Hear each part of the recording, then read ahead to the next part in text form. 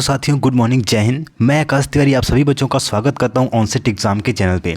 जितने बच्चे SSC GD की तैयारी कर रहे हैं सभी बच्चे जल्दी से क्लास में जुड़ जाएंगे। आज के सेशन में साथियों हम हिंदी का मॉडल पेपर 31 डिस्कस करने वाले हैं, जो कि पिछले साल एग्ज़ाम में पूछा गया क्वेश्चन पेपर है। इस पेपर में साथ ही हम टोटल 20 प्रश्न का डिस्कशन करेंगे। आपको सभी प्रश्न का कमेंट में सही सही जवाब करना है। तो चलिए आज के सेशन को शुरू करते हैं। उससे पहले जितने भी बच्चे एक बार सेशन को देख रहे हैं, एक बार सेशन को लाइक करके शेयर जरूर से कर देंगे अपने सभी दोस्तों के पास जो एसएससी जीडी की तैयारी कर रहे हैं, ताकि सभी बच्चे जल्दी से क्लास में जुड़ जाएं। तो चलिए बच्चों, आज का हिंदी का पहला प्रश्न देखते हैं। चलिए क्वेश्चन नंबर फर्स्ट, सभी लोग कमेंट में इसका जवाब देंगे। दिए गए शब्द का विलोम चुनें। चलिए, निर्माण का विलोम शब्द क्या हो जाएगा? अहित, निश्चित, कोमल या फिर ध्वंस। अब देखिए, निर्माण मतलब होता है किसी चीज़ का निर्माण करना, यानी कि बनाना, और ध्वंस उसका क्या हो जाएगा? बिगाड़ना, उस चीज़ को बिगाड़ देना। तो निर्माण का विलोम ध्वंस हो जाएगा, ऑप्शन नंबर डी। स्क्रीनशॉट लेते जाएंगे और सोने से पहले एक बार रिवीजन जरूर से करेंगे। रिवीजन नहीं करेंगे तो आप कितना भी मन से करेंगे, आप एग्ज़ाम के टाइम पे भूल जाएंगे।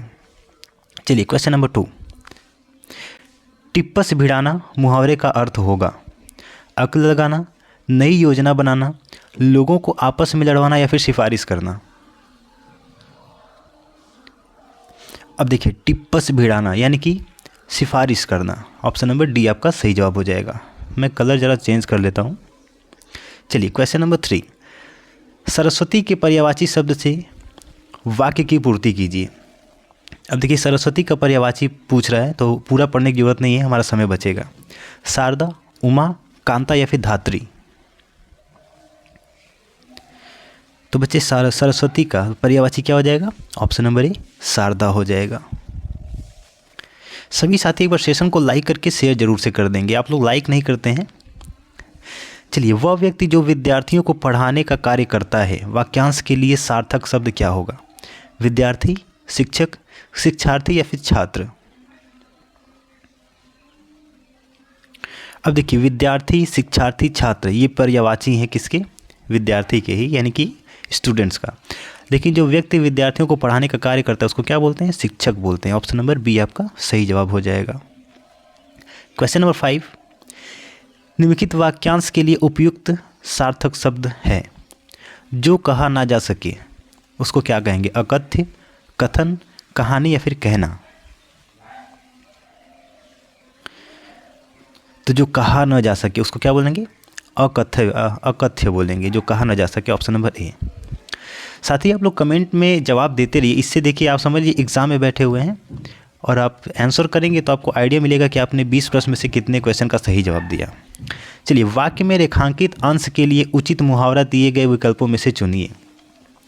तुम किस काम के हो, इस मुहावरे का सही अर्थ क्या हो जाएगा? कोल्हू का बैल, कूप मडूक, किस मर्ज की दवा या फिर कोढ़ में काज। तो देखिए क्या हो जाएगा? किस मर्ज की दवा। तुम किस काम के हो? किस मर्ज की दवा, ऑप्शन नंबर सी। ध्यान रहे, ये एसएससी जीडी हिंदी का हम डिस्कशन कर रहे हैं, जो कि प्रीवियस ईयर के एग्जाम में पूछा गया क्वेश्चन है ये। चलिए, शरीर का कोई भाग वाक्यांश के लिए उचित शब्द बताइए। अवयव, कृशांग, दृष्टि या फिर अभिन्न। तो क्या हो जाएगा? अवयव हो जाएगा। शरीर का कोई भाग, इसके लिए क्या बोलेंगे? अवयव बोलेंगे। क्वेश्चन नंबर 8, निम्नलिखित वाक्य के लिए किसी खंड में अशुद्धि है उसको पहचानना है। चलिए देखते हैं क्या दिया गया है वाक्य। गौतम बुद्ध ने अपने उपदेश भाषा पाली में दिए थे। अब देखिए, पढ़ने में ये गलत लग रहा है, किस भाग में गलती है वो बताना है। उपदेश, दिया, पाली या फिर भाषा।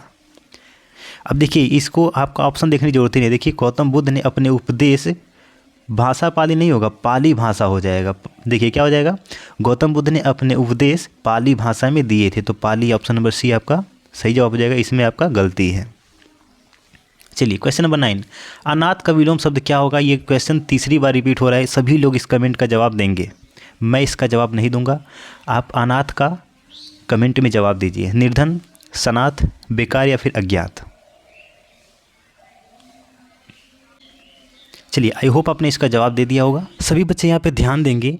मैं आप लोगों के लिए कुछ बहुत ही ज़्यादा इंपॉर्टेंट विलोम शब्द लेके आया हूँ जो कि एग्ज़ाम में कई बार पूछा गया था, तो इसलिए मैंने सारा आपको श्रृंखला बना के यहाँ पे दे रहा हूँ। इसका स्क्रीनशॉट ले लीजिए और इसका रिवीजन ज़रूर से करिएगा। चलिए एक बार हम देख लेते हैं।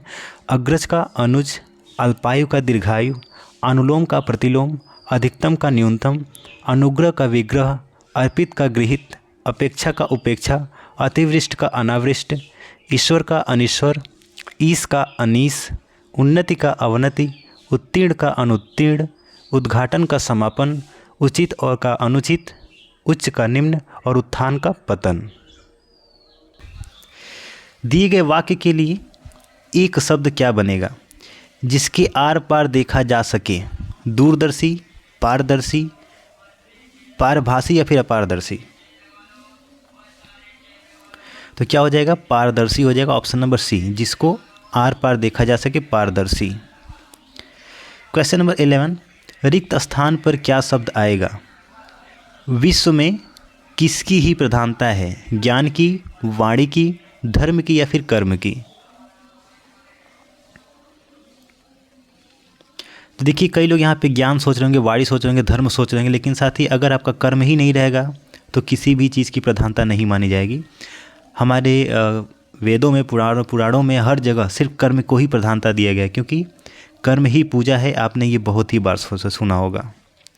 चलिए क्वेश्चन नंबर 12, ऐ मेरे वतन के लोगों, गीत के बारे में क्या सच नहीं है? लता मंगेशकर ने स्वर दिया, प्रदीप ने लिखा, मथुरा डे ने सुर दिया या फिर श्री रामचंद्र ने संगीत दिया? ये भी क्वेश्चन रिपीटेड है, ध्यान रखेंगे। ये दोबारा हम यहाँ पे डिस्कशन कर रहे हैं इस प्रश्न का। तो देखिए, इसे मथुरा डे ने सुर नहीं दिया था, ऑप्शन नंबर सी आपका सही जवाब हो जाएगा। यह सच नहीं है। लेकिन सुर किसने दिया था? तो याद रखेंगे, लता मंगेशकर जी ने दिया था। ठीक है ना। चलिए क्वेश्चन नंबर 13, दिए गए शब्द का विलोम चुनिए। उत्थान का विलोम क्या हो जाएगा? गमन, चलन, जड़ या फिर पतन? तो साथी क्या हो जाएगा? पतन हो जाएगा, ऑप्शन नंबर डी। आप लोग एक बार सेशन को लाइक ज़रूर से कर दीजिए और इसको शेयर करके चैनल को सब्सक्राइब कर लीजिए। डेली यहाँ पे जीके और हिंदी का प्रीवियस ईयर क्वेश्चन का मॉडल पेपर डिस्कशन कर रहे हैं। दिए गए वाक्यांश के लिए एक शब्द चुनिए। रात में घूमने वाला, क्या बोलेंगे? दिनचर, शनिचर, निशाचर या फिर खगचर? तो ऑप्शन नंबर बी हो जाएगा, निशाचर।